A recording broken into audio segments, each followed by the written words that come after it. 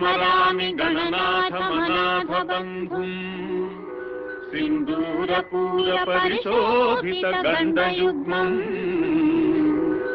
उद्दण्डविघ्नपरिखण्डन चण्डदण्डम् आखण्डलादिसुरनायक वृन्दवन्द्यम्